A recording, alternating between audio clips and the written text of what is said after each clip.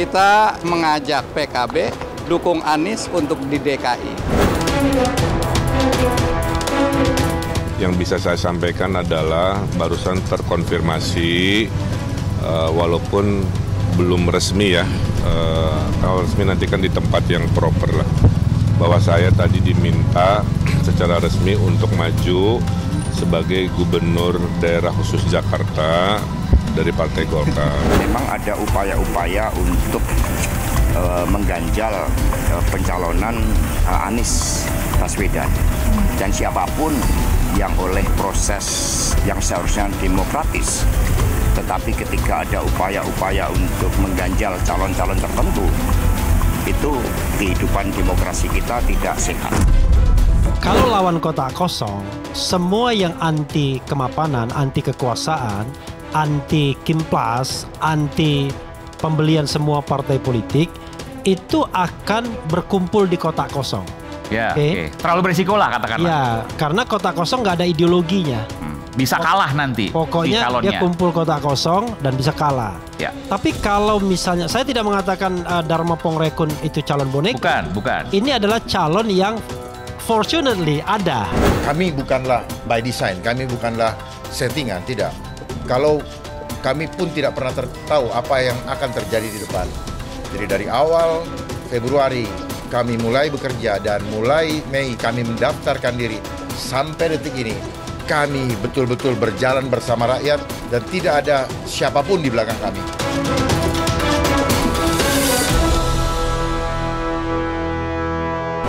Pilkada datang lagi, tapi pesta demokrasi itu disebut tengah diuji. Dalam sebuah pesta demokrasi, rakyat diundang untuk memilih calon pemimpin yang telah dikemas rapi. Namun dalam proses yang seharusnya menghidupi demokrasi, mereka dihadapkan dengan pilihan yang tragis.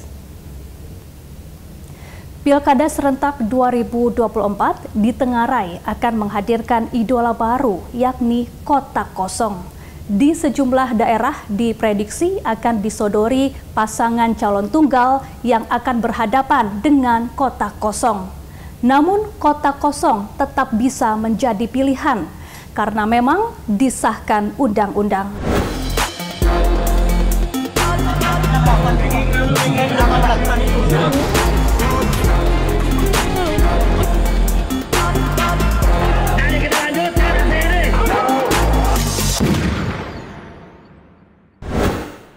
...25 Juni 2024, Partai Keadilan Sejahtera memutuskan mengusung pasangan Anies Baswedan dan Sohibul Iman sebagai bakal calon gubernur dan bakal calon wakil gubernur pada Pilkada Jakarta 2024.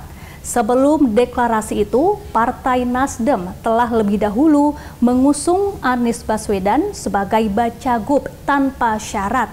Bahkan Anies Baswedan diberikan kewenangan untuk menentukan siapa wakilnya.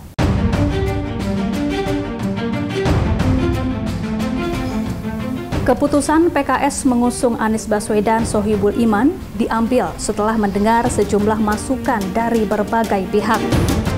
Mulai dari DPW PKS Jakarta, tokoh masyarakat hingga rekam jejak kedua tokoh tersebut. Sadar tidak bisa sendiri dalam mengusung calonnya, PKS terus menjalin komunikasi dengan koalisi pada masa Pilpres lalu. Koalisi perubahan yang dibangun bersama PKB dan Nasdem. Bahwa Muhammad Sohibul Iman ini diputuskan sebagai calon wakil gubernur DKI untuk mendampingi Bapak Anies Rashid Baswedan sebagai calon gubernur DKI. Ini semua diambil setelah menerima usulan dari DPW DKI Jakarta, juga masukan-masukan dari berbagai pihak, dari para cendekiawan, dari tokoh-tokoh masyarakat, akademisi, tokoh lintas agama, para habaib. Nah, sehingga kemudian kita menentukan pilihan seperti itu. Sadar tidak bisa sendiri dalam mengusung calonnya, PKS terus menjalin komunikasi dengan koalisi pada masa Pilpres lalu. koalisi perubahan yang dibangun bersama PKB dan Nasdem. Presiden PKS menjelaskan duet Anies Sohibul Iman dengan tagline Jakarta Aman bukan upaya PKS untuk mengunci posisi Cawagup Anies dari kader PKS.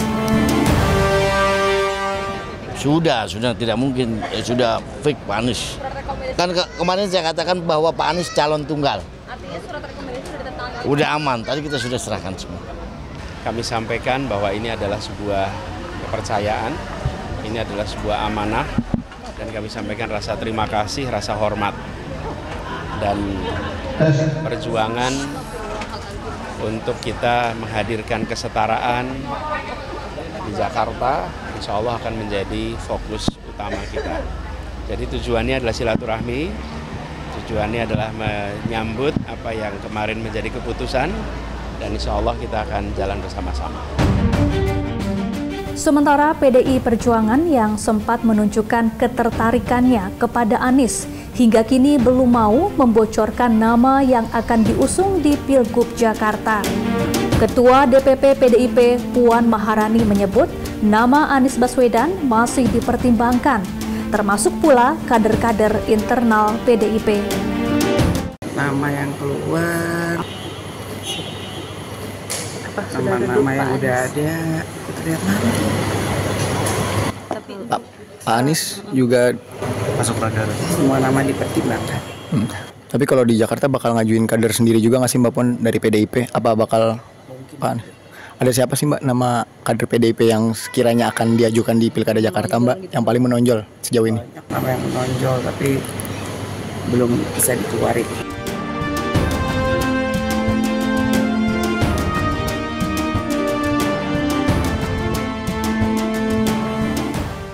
Upaya PKS untuk merayu koalisi perubahan tidak pernah padam demi memuluskan langkah Anies Baswedan untuk menduduki posisi nomor 1 di Jakarta.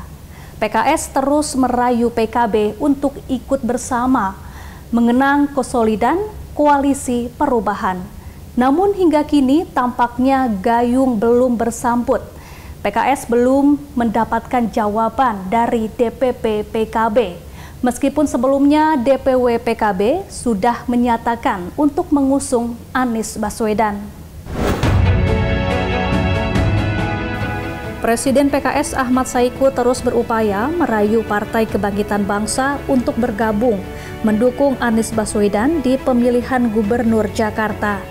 Keinginannya itu disampaikan Ahmad Saiku pada acara Harlah PKB di Jakarta. Saiku pun berharap PKB bisa menyambut ajakannya tersebut. Kita mengajak PKB dukung Anies untuk di DKI. Ya, jadi kita ingin mudah-mudahan tawaran ini juga bersambut dari PKB, dan insya Allah mudah-mudahan ya Pak Anies dan Pak Sohibul Iman bisa berlayar di DKI. Berbeda dengan kandidat lain yang disebut sebagai kuda hitam. Ridwan Kamil terkonfirmasi akan maju ke Pilkada Jakarta setelah bertemu dengan mantan Ketua Umum Partai Golkar Airlangga Hartarto di rumah dinasnya. Usai menemui Ketua Umum Partai Golkar yang akhirnya mengundurkan diri pada Minggu 11 Agustus lalu, Ridwan Kamil menyatakan resmi akan maju menjadi calon gubernur Jakarta dari Partai Golkar. Ridwan Kamil yang akrab disapa Kang Emil atau RK ini juga menyebutkan ia siap jika harus melawan Anies Baswedan dalam pesta rakyat di Jakarta. Yang bisa saya sampaikan adalah barusan terkonfirmasi, walaupun belum resmi ya, kalau resmi nanti kan di tempat yang proper lah, bahwa saya tadi diminta secara resmi untuk maju sebagai gubernur daerah khusus Jakarta dari Partai Golkar. Ya. Jadi informalnya begitu, tapi nunggu formalnya kapan. Kesepakatan dari koalisi adalah pengumuman harus berbarengan dengan terpilihnya calon wakil. Nah, per hari ini calon wakilnya masih didiskusikan, partai-partai dari koalisi mengajukan nama-nama, masih sedang dibahas. Maka saya tidak, kalau ditanya siapa Kang, saya tidak tahu. Nama-namanya media bisa lihat sendirilah ya dinamikanya. Berarti siap fight sama Pak Anies ya Pak? Oh, dengan siapa aja siap. Saya waktu wali kota lawan 8 pasang. Waktu gubernur Jabar lawan 4 pasang.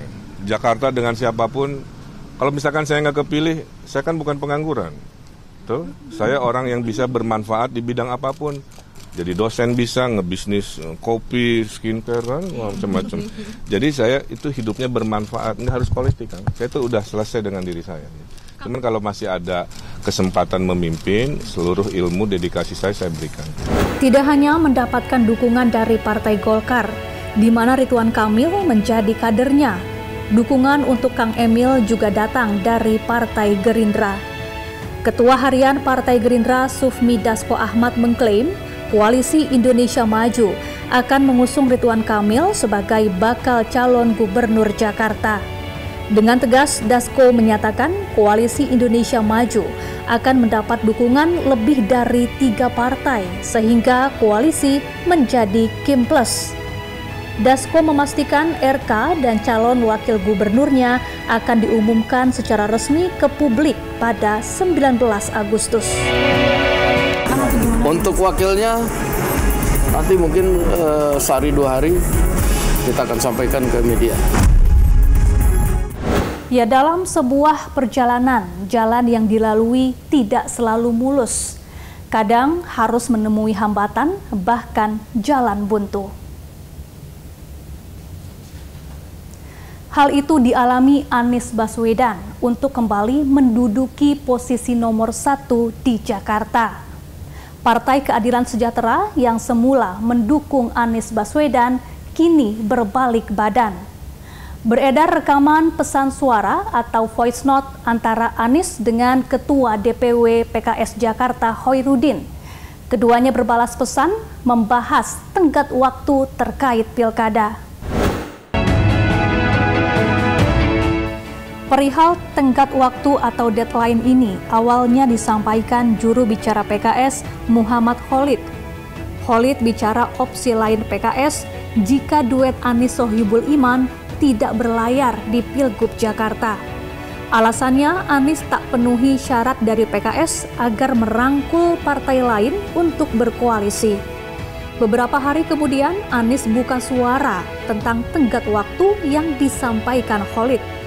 Ia mengaku kaget ketika Khalid bicara batas waktu 40 hari untuk mencari partai pendukung. Yang pertama adalah mengusung Bapak Anies Sohibul Iman. Dan kerangka kerja kita itu berlangsung dari sejak deklarasi tanggal 25 Juni hingga 4 Agustus kemarin. Sama sekali kita tidak membahas soal 40 hari dan lain-lain. Nah, cuma saya kaget aja mendengar jubir-jubir PKS di media mengatakan tanggal waktu 40 hari, lalu deadline 4 Agustus sebagai deadline dari partai lain. Mengapa kaget? Karena memang tidak pernah dibahas ya. Dan setahu saya memang tidak pernah ada deadline soal SK dari partai lain. Yang ada adalah soal apakah setuju dengan Pak MSI sebagai pasangan. Dan itu juga seperti saya bilang tadi ya Pak, udah disampaikan 31 Juli, 4 hari lebih awal dari yang diminta. Upaya penjegalan untuk berkontestasi di Pilkada Jakarta tidak hanya dirasakan oleh Anies Baswedan. Sekjen PDI Perjuangan Hasto Kristianto menyatakan mendapat laporan terkait adanya upaya untuk menjegal Anies di Pilkada Jakarta 2024. Hasto mengungkapkan PKS akan meninggalkan Anies dan bergabung dengan Koalisi Indonesia Maju Plus. Lebih lanjut, Hasto mengatakan jika laporan upaya penjegalan itu benar, maka ia menilai demokrasi di tanah air sedang tidak sehat. Memang ada upaya-upaya untuk mengganjal pencalonan Anies Baswedan.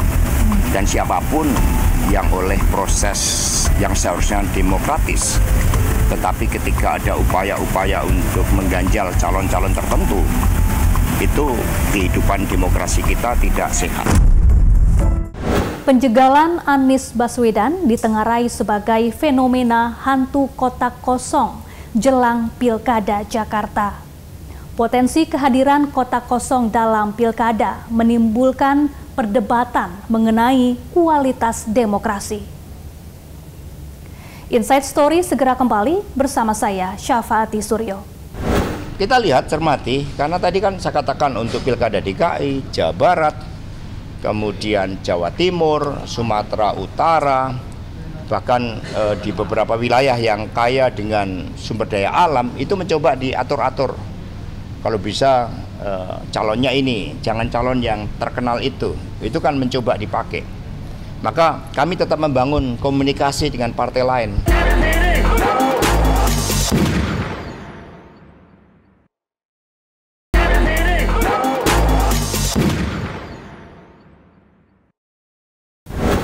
Di tengah gemuruh demokrasi yang seharusnya menjadi pesta rakyat, Pilkada kali ini lebih mirip panggung sandiwara.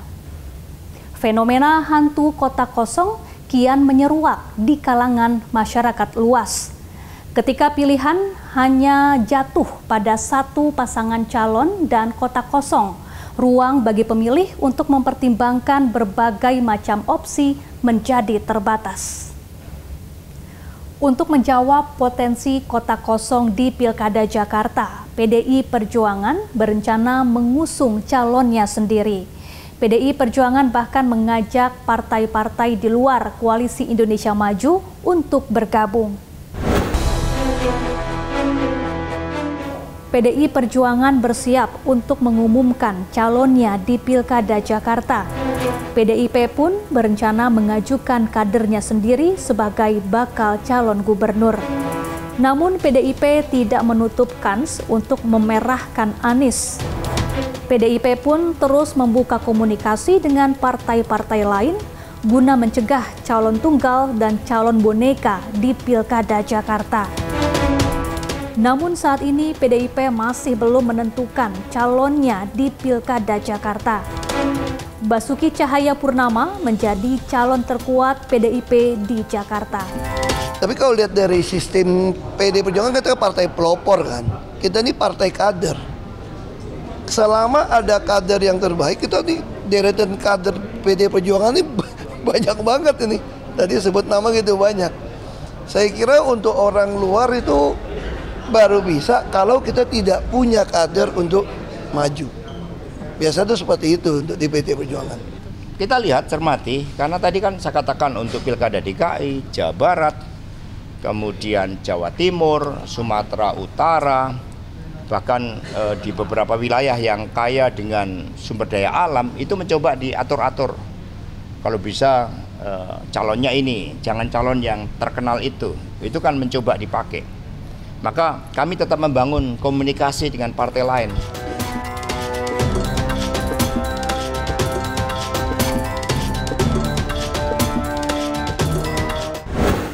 Pilkada Jakarta selalu menjadi sorotan utama dalam peta politik nasional Indonesia.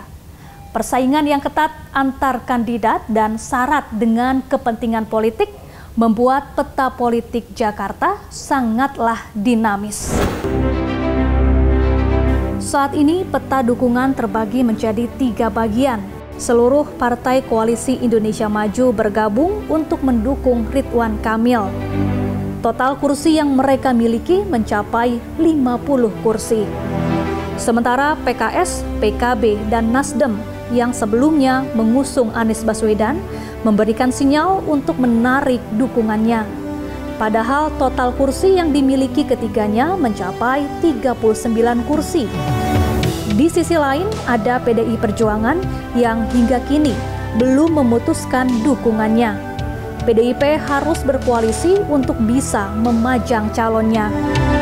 Lantaran kursi yang dimiliki di DPRD hanya 15, sehingga membutuhkan 7 kursi lagi untuk memenuhi syarat mengajukan calon sendiri. Menyikapi isu calon kepala daerah di Jakarta akan melawan kotak kosong, kubu Anies Baswedan tidak mempermasalahkan rencana pembentukan Koalisi Indonesia Maju Plus. Kubu Anies yakin skenario Ridwan Kamil melawan kota kosong tidak akan terjadi. Apakah nanti Pak Ridwan Kamil melawan kota kosong? Kami berkeyakinan hal ini tidak akan terjadi. Karena calon gubernur yang kami ajukan, Bapak Anies Rashid Baswedan, saat ini sudah mendapat 2 dukungan partai politik, yaitu PKS dengan jumlah kursi 18 dan Nasdem dengan jumlah kursi 11. Maka kalau dijumlahkan menjadi 29 kursi DPRD, di mana tiket pencalonan sudah lebih dari cukup. Dalam sejarahnya, kota kosong pernah menang dalam pilkada. Hal itu terjadi pada tahun 2018 dalam pemilihan wali kota Makassar.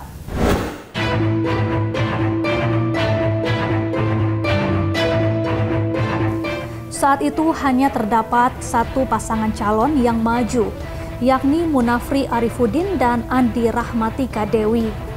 Pasangan ini diusung oleh 10 partai politik, yakni Nasdem, Golkar, PAN, Hanura, P3, PDIP, Gerindra, PKS, PKPI, dan PBB.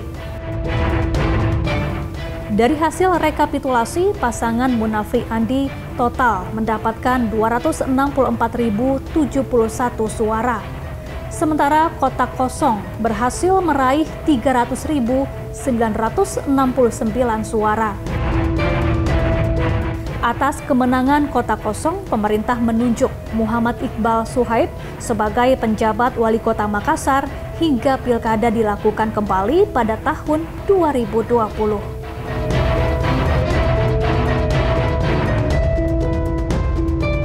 Sementara untuk di Jakarta, pakar kepemiluan Titi Anggraini menilai ada faktor yang membuat pilkada Jakarta digadang-gadang akan melawan kota kosong. Di antaranya adanya tukar guling tiket pencalonan dan pelaksanaan pilkada tahun ini yang berdekatan dengan pelaksanaan pilpres dan juga pembentukan kabinet baru. Kita selalu mengatakan partai itu orientasinya kemenangan elektoral. Makanya mengangkat orang yang populer, orang yang elektabilitasnya tinggi. Dan itu juga yang menjadi pertimbangan bahkan di Pilpres kan. Di Pilpres itu ada yang kemudian kader inti partai malah tidak dicalonkan, yang dicalonkan adalah kader yang elektabilitasnya tinggi, fenomena Jokowi sebut saja, di 2014. Berangkat dari kemudian Solo, langsung masuk ke DKI Jakarta, dan kemudian pencalonan Pilpres. Padahal dari sisi struktural elit misalnya, kader yang istilahnya kadarnya lebih tinggi, itu kan ada. Tapi kemudian elektabilitas dan popularitas di masyarakat menjadi pertimbangan. Nah, ini sekarang agak berbalik begitu ya. Selain memang posisi Anies Baswedan agak berbeda karena beliau bukan berasal dari partai politik, bukan kader partai, tapi yang bersangkutan itu kan mantan capres begitu. Jadi dari sisi sebenarnya elektabilitas dan penerimaan publik, dia menjanjikan kemenangan elektoral. Nah, tapi justru tidak mendapatkan tiket pencalonan. Ini pergeseran tren calon tunggal. Dan ini ternyata kalau dianalisis Mas David ya, tidak lepas Karena apa ini? dari tukar guling pencalonan juga. Nah, kalau kita boleh cek, kenapa partai-partai yang dari sisi karakternya sebenarnya tidak mengarah kepada calon tertentu, tapi tiba-tiba bisa jadi kasih dukungan. Nah, ternyata karena dia barter dengan dukungan untuk daerah lain. Itu yang saya sering sebut sebagai tukar guling tiket pencalonan begitu. Melepas tiket di satu daerah untuk mendapatkan tiket dukungan dari daerah lain. Nah, ini yang kemudian membuat koalisinya begitu gemuk dan bisa dikatakan obesitas dan menghasilkan calon tunggal begitu. Tapi saya kira di 2024 ini ada faktor tambahan lain. Faktor tambahan lainnya apa? Kita berada di tengah situasi pilkada pencalonan sebelum pembentukan kabinet. Nah, ini yang kemudian membuat koalisi pencalonan itu lebih solid untuk mengarah kepada koalisi mayoritas yang menghasilkan calon tunggal versus kota kosong begitu ya. Erosi demokrasi tidak hanya disebabkan oleh pilkada melawan kota kosong, juga disebabkan oleh faktor calon boneka yang dipersiapkan untuk memenangkan calon yang telah diskenariokan. Inside Story segera kembali bersama saya, Syafaati Suryo. Kami bukanlah by design, kami bukanlah settingan, tidak. Kalau kami pun tidak pernah tahu apa yang akan terjadi di depan. Jadi dari awal Februari kami mulai bekerja dan mulai Mei kami mendaftarkan diri sampai detik ini kami betul-betul berjalan bersama rakyat dan tidak ada siapapun di belakang kami.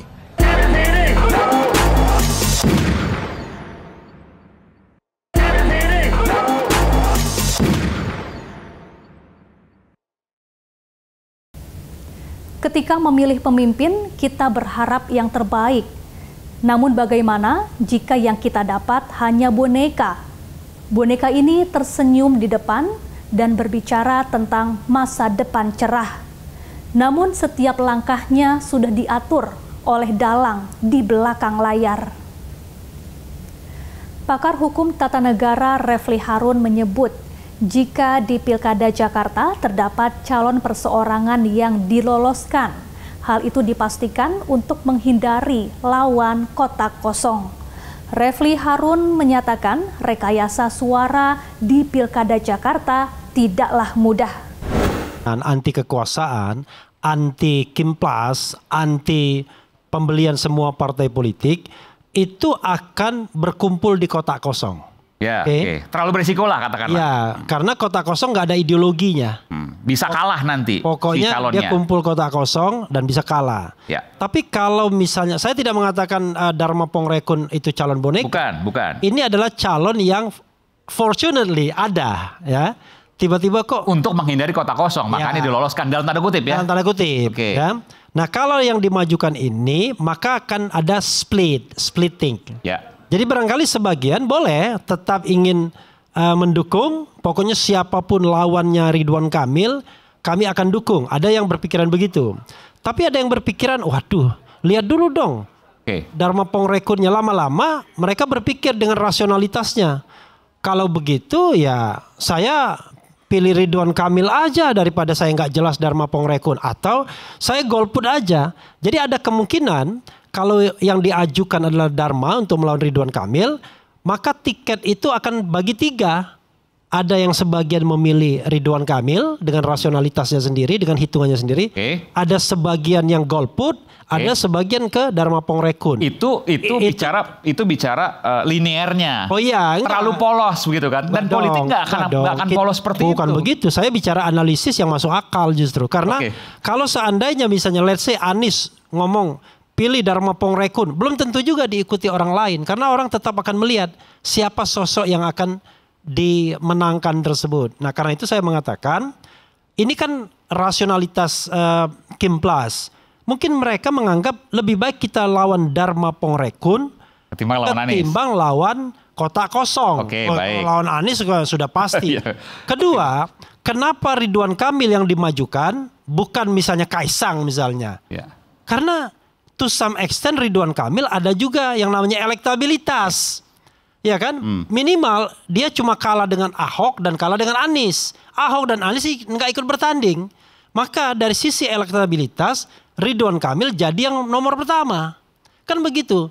Karena bagaimanapun kalau Anda mau merekayasa untuk level DKI kan nggak gampang.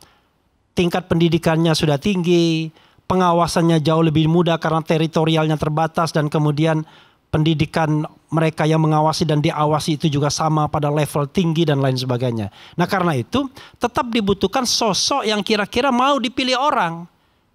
Ridwan Kamil lah paling jagoan di Kimplas, nggak ada yang lain, ya kan? Dan lawannya lemah menurut. Dan lawannya secara teoritis elektabilitas lebih di bawah, popularitas jauh di bawah, ya kan? Isi tas itu di bawah.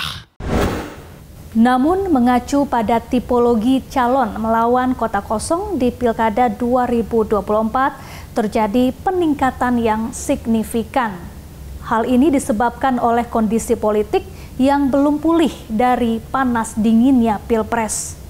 Yang dikhawatirkan calon tunggal akan dimanfaatkan sebagai alat untuk membungkam demokrasi. Analisis ya dengan tipologi peningkatan jumlah calon tunggal di pilkada kita sejak 2015 sampai 2020 dan kondisi pilkada kita di tahun 2024, kami mensinyalir akan ada peningkatan jumlah pilkada dengan calon tunggal di tahun 2024 karena banyak alasan. Yang pertama, para pasangan calon dan partai politik meyakini bahwa calon tunggal itu memberikan probabilitas kemenangan yang tinggi. Jadi dari 2015 sampai 2020 itu ada 53 pilkada bercalon tunggal. 52 diantaranya menang, jadi 98,11%. Jadi dari sisi kemenangan, probabilitasnya menjanjikan. Nah, yang kedua, dari sisi misalnya proses. Dia lebih mudah untuk kemudian merebut dan memenangkan partai ketimbang kemudian bertaruh dengan suara pemilih begitu ya. Sehingga dengan situasi itu seolah-olah lebih baik memastikan kemenangan sejak awal daripada kemudian memberikan misalnya penentuan suara itu sepenuhnya kepada pemilih, di mana pemilih itu punya logika dan rasionalitasnya sendiri. Nah, ini partai semakin pragmatis ke sini. Belum lagi ditambah realitas bahwa penentuan pencalonan pilkada itu ujung-ujungnya bermuara kepada keputusan elit partai di Jakarta. Makanya kalau Mas David lihat dan pemirsa semua lihat ya, yang rapat itu elit di Jakarta, padahal pilkadanya di daerah begitu. Jadi ini yang menimbulkan kesenjangan aspirasi antara yang di daerah dengan yang di Jakarta. Apalagi kalau kita lihat di undang-undang pilkada kita, kalau misalnya pengurus partai di daerah tidak mau menominasikan pasangan calon tertentu, itu DPP bisa mengambil alih. Jadi DPP, Dewan Pimpinan Pusat, itu bisa langsung mencalonkan. Nah, ditambah situasi terakhir nih, Mas David ya, partai politik kita itu sebenarnya belum terlalu pulih dari proses pilpres, di mana dari sisi kondisi internal, bahkan di beberapa partai masih ada ya situasi panas dingin akibat kompetisi di antara para caleg begitu. Lalu juga dari sisi kondisi keuangan. Nah, ada pragmatisme yang kemudian apalagi berhadapan dengan situasi tidak punya kader yang terlalu mumpuni, ya sudah akhirnya melepas posisi pencalonan untuk kemudian mengikut kepada koalisi yang lebih besar. Masalahnya bahkan sejak 2017 ya, ketika peningkatan calon tunggal itu naik 300%. Jadi memang dia menjadi jalan pintas. Kalau dulu partai-partai itu merapat ke calon yang kuat, biasanya petahana atau orang yang elektabilitasnya tinggi. Karena partai tidak mau istilahnya keluar uang banyak dan kemudian rugi begitu ya, karena mereka akhirnya tidak menang pilkada. Jadi ada kecenderungan merapatnya adalah ke petahana atau figur yang kuat. Nah, di 2024 ternyata ada tren yang agak berbeda. Selain kemudian ditentukan betul oleh kepemimpinan partai di tingkat pusat, ternyata justru calon tunggal diduga kuat menjadi alat justru untuk membungkam calon yang elektabilitas dan punya kekuatan dukungan di masyarakat. Jadi daripada contohnya mungkin kalau boleh disebutkan dalam ya sebut saja DKI Jakarta ya, Mas DKI Anies Jakarta barangkali itu. begitu ya. Betul, di DKI Jakarta itu kan terlihat ya, kalau fenomena calon tunggal sejak 2015, justru yang partai-partai itu merapat ke figur-figur seperti Anies Baswedan. Tetapi justru di Pilkada 2024, figur dengan elektabilitas tinggi, lalu kemudian dengan dukungan yang kuat di masyarakat, aspirasinya juga kuat, justru itu yang kemudian kesulitan mendapatkan dukungan. Nah, selama ini kan kita selalu mengatakan partai itu orientasinya kemenangan elektoral. Makanya mengangkat orang yang populer, orang yang elektabilitasnya tinggi. Dan itu juga yang menjadi pertimbangan bahkan di Pilpres kan. Di Pilpres itu ada yang kemudian kader inti partai malah tidak dicalonkan, yang dicalonkan adalah kader yang elektabilitasnya tinggi. Fenomena Jokowi sebut saja di 2014.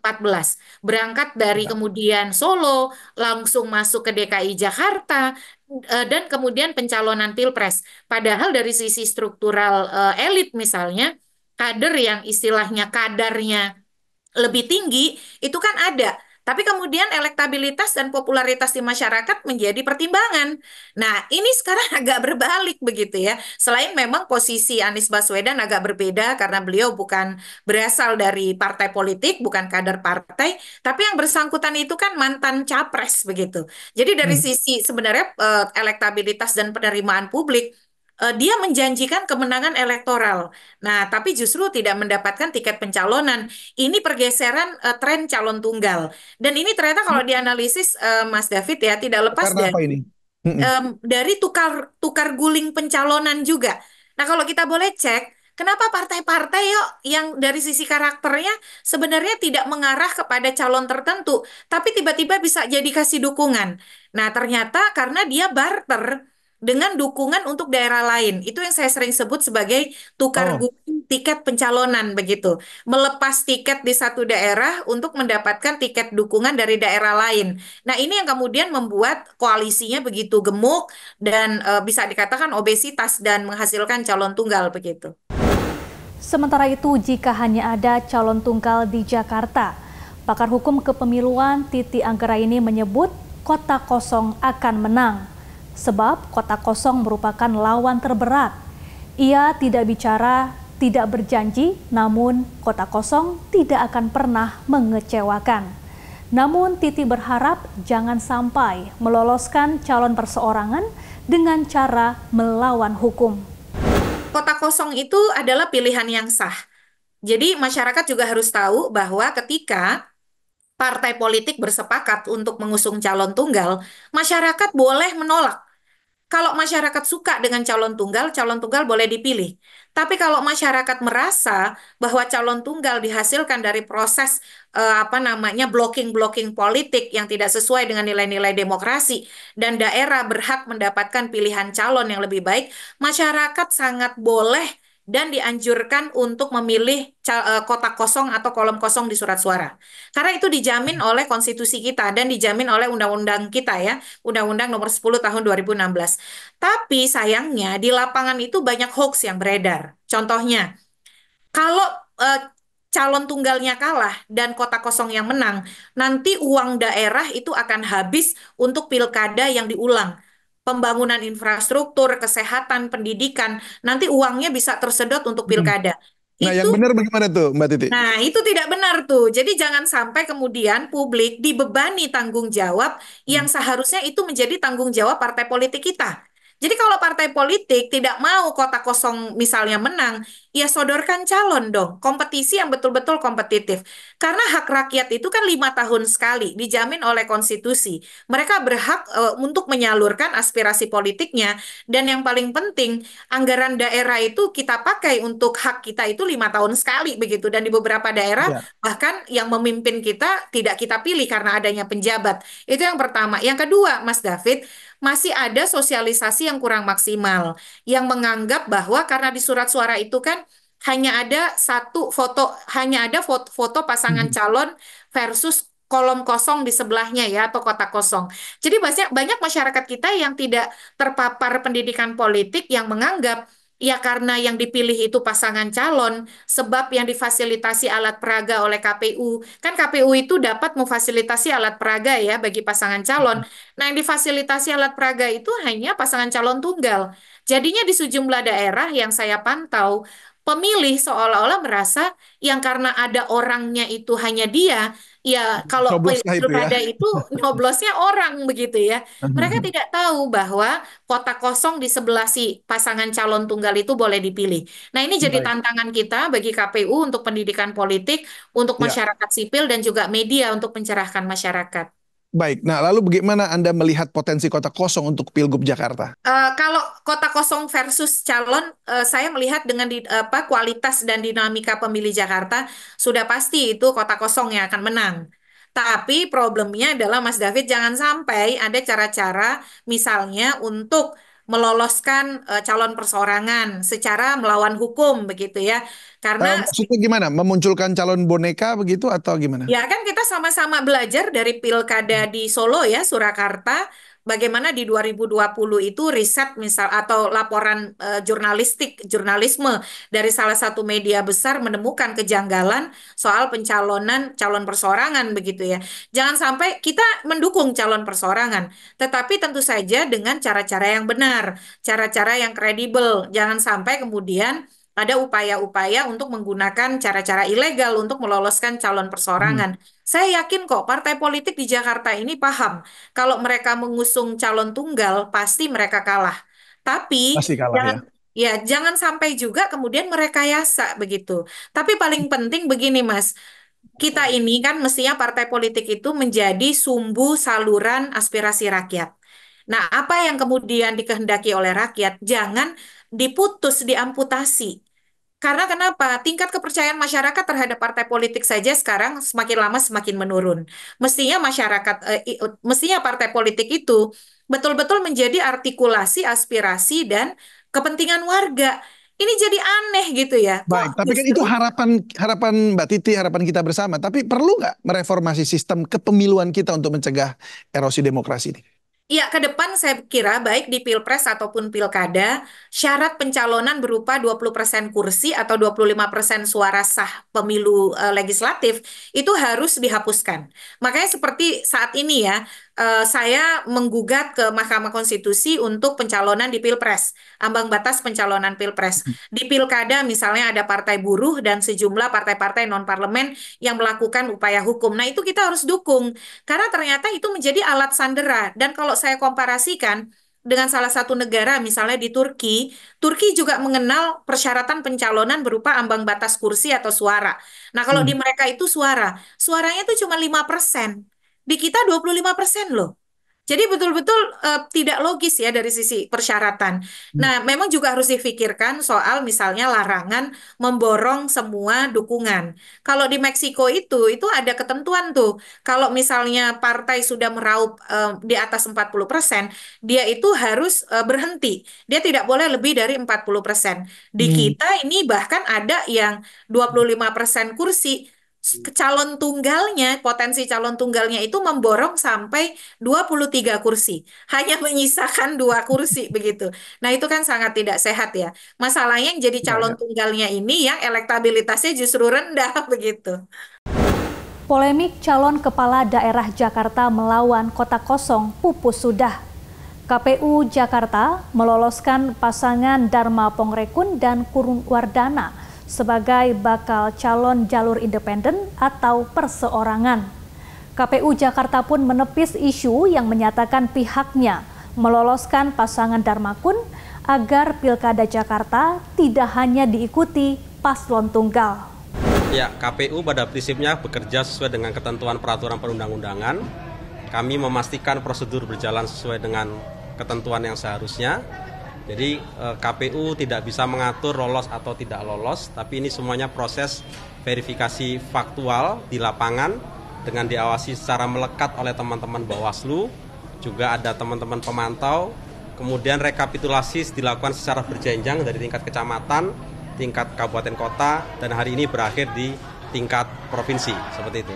Semua berkat kerjasama dan juga dari pihak KPU maupun Bawaslu yang senantiasa membimbing dan mengoreksi pekerjaan tim sehingga kami bisa memahami dan memperbaiki waktu demi waktu walaupun melalui beberapa proses sempat ada sengketa dan sengketa itu bukanlah sengketa yang dibuat-buat. Ya memang itu adalah proses. Dan saya di sini juga perlu mengkoreksi apabila ada anggapan-anggapan bahwa kok sudah tidak lolos kemudian lolos.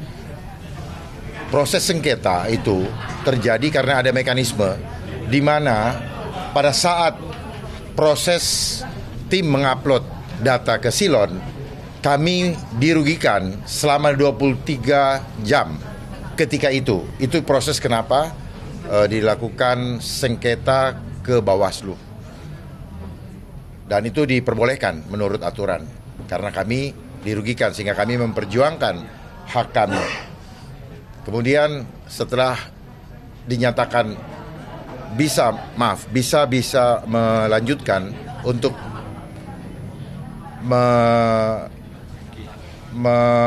menaikkan atau melengkapi data-data dari kekurangan waktu tersebut, maka kami lakukan semaksimal mungkin dan dinyatakan lolos untuk memasuki tahap verifikasi faktual. Jadi saya perlu menjelaskan ini supaya jangan ada anggapan bahwa itu adalah bagian daripada settingan KPU, sama sekali tidak. KPU betul-betul bersama Bawaslu melakukan dengan profesional berdasarkan aturan undang-undang. Dan kami bukanlah by design, kami bukanlah settingan, tidak. Kalau kami pun tidak pernah tahu apa yang akan terjadi di depan.